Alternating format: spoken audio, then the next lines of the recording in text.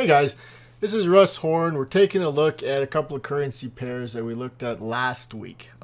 It's Monday, March 30th, and last week we took a look at the Australian dollar, US dollar, and the pound, US dollar. Now, the market has played out exactly the way we figured it would.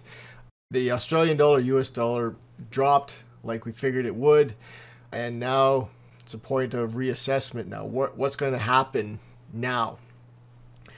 And that's a great question. We've got these different levels. This is the daily time frame. If you remember from last week, we were looking at this level of support, resistance actually. Price bounced off it. We had a rejection spike. Price dropped to this level is what we were targeting essentially. We wanted to see how far it was going to move to the end of the week. And it was this 200 SMA, and we got right to it. We dropped just a little bit below it. You can see where the gap was, where the market closed. So we got right on the money with that. And then we had these other levels, which the market had opened and just continued to follow through, essentially. So now we want to know what's going to happen next. And we've got the daily time frame. We've got the 4-hour time frame. Let's take a look at the pound real quick. The pound is stalled.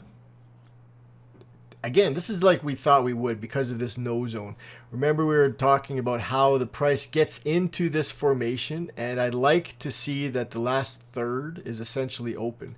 When price gets into that last third, it could just stumble out of the end and just kind of move sideways. And it's done that. It stumbled out through the end and moved sideways, but this pattern is a continuation pattern to the short side. We've got the market moving down, and it stalled, and it got narrower and narrower, but it moved itself into that no zone, into that little tight end in there, and then just kept moving sideways. But it has started to move in the direction we ultimately thought it would. This is still the target for that. That's the 1.46642 level. It's not quite the bottom, not quite support, just a little bit above. If I look at on the daily time frame, this still is in play here. We've got the move back up, back down again, and then we are bouncing off the 21. So we do have that move down. Now, what I'd like to see for this particular pair, this is easier to kind of flow with this one because it hasn't finished any moves yet.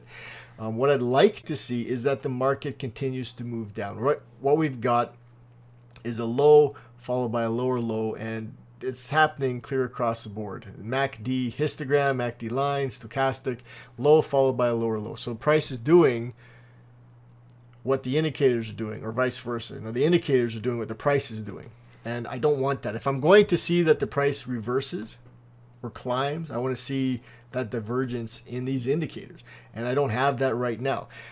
So what I'm going to say is I'm looking for a continuation to the downside here. I want to see that the market keeps dropping. We are bouncing off the 21, and I'd like to see that price gets into about this. It can be a little bit less, could be a little bit more, but this would be about that area.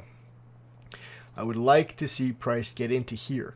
And what that is going to do for me is that we get this lower low on the price. Price gets lower than this previous low, but on the indicators, we don't see that. We see the indicators making higher lows. We don't get the stochastic as low as its previous low. We don't get the MACD as low as its previous low. We don't get the MACD histogram as low as its previous low. However, the price does. It gets lower.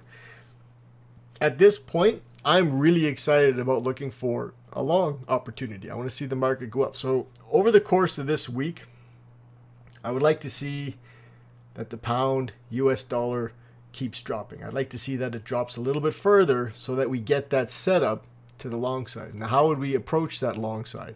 Well, we're going to be drawing some kind of a trend line, and then what I'd like is for the price to cross above that trend line. So price is going to drop below and then move to the upside. Now, we may redraw this trend line depending how this forms over the next couple of days. We want to play this by ear. So if you're looking for a short opportunity, that would also be good because I do expect that the market will continue to drop. So looking for some kind of shorting opportunity would be a great play. I think that we do have that possibility that we're going to reach down into 1.45246 level. I think the market's going to get towards there. Again, this becomes a nice target, this level of support. But ultimately, I think we're going to break that. We're going to get lower than that because on the daily time frame, I'm looking for that divergence setup. All right, so that's what my outlook on the pound US dollar is. Now, if we go back to the Australian dollar, US dollar. So what I'm seeing here on the daily time frame is we've got this divergent move here. I'm just going to draw a line on there. So we've got this lower low on the price. So we've got this lower low on the price. We've got this higher low on all of the indicators, all of them. Histogram, line, stochastic. And we had that move up to the 55. Now this is normal. Like when we get that divergence, it will, that's ultimately what we're going for, is this 55 level. And it is bounced off of that and is on the way down. Now again, this is the daily time frame. So what I'd like to see is what I'm seeing on the MACD especially, not so much the stochastic. It looks like it's going to play out that way, but I like what I'm seeing here is this triple divergence. They call it triple divergence. It forms 1, 2, 3, but it's really 2 divergent moves. So I'm also thinking that I'd like to see the Australian dollar, US dollar drop a little bit further.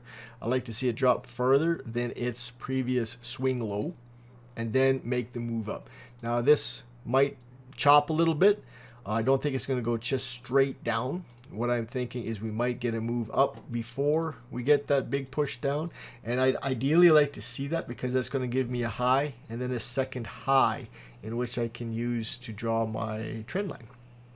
So this is what I'm kind of looking for here, is I want to see a continuation to the downside. This would be a play that I could trade. This would be something that I'd be comfortable to trade. You want to make sure, though, that you are aware of support and resistance levels. This is an important level right here. We've got this level, if I zoom in a bit, we've got this low, low, a low, and we're kind of at that level right now. We are at these previous levels over here. We're there. I don't know if we're stuck yet. No, we're not stuck. We're not bouncing off of those levels just yet. We might see that this little bull candle might start kind of a pause in here. And that is going to be perfectly fine. We could see that price rises a bit, maybe to the 21. As the 21 pulls itself down, we could see that price gets up to that 21 and then moves back down again. That is very possible. If I'm looking for the day, though, I'm looking kind of in an overview here. What I'd like to see is that ultimately, even amongst those pullbacks, that we do get a smaller drop, or a lower drop. What I'd like to see is price moves kind of in this range here. I want to see that price gets to about 0.7498-ish, you know, give or take a little bit. That is going to cause that triple divergence that I like so much. That triple divergence is an awesome signal that price is going to reverse. Divergence, regular divergence is a great indicator, and price does generally move, and it did. It moved here. If you were trading the 15-minute, massive moves, massive. But the 1 day and the 4 hour, they're going to be a little bit smaller, but they're moves. The market moved, but I do want to see it come back down again. Now let's take a look at maybe something different. Let's just pick one here. What's the EURUSD? What's this one doing? All right, what we've got is the price. The 21 has crossed above the 55, and doing that, price does 10 to 1 a gun for the 200, and it did that. It tagged just exactly the 200 and then dropped back down. And right now, once it tags the 200, it is free to do whatever it's going to do. The 21 is in between the 55 and the 200, so we could see that price just bounces back up and back down and back up and back down until it decides to make a change in some kind of direction. There's no trend at the moment on the 4 hour. The trend, the long-term trend, the 55 and the 200 is down. But the medium term and the shorter term trend, they're kind of all over the place. Let's take a look at the daily. What we have is a long-term trend intact. We've got the 21 under the 55, under the 200. That trend is down. It has been down for a while, but never use that as a reason to go in the opposite direction. So we've got lower lows being played out. and we've got that lower low essentially on the histogram and on the stochastic. We've got that stochastic bottoming right out in a couple of places here. Once you get that bottom, it can't go any further. It can't get any lower. The MACD line itself is so far away from its zero level that any divergence at this point, you've got to be cautious with it. And it's virtually not divergent anyways. So that leads me to think we're going to see something similar to what we were looking at the pound and the Aussie.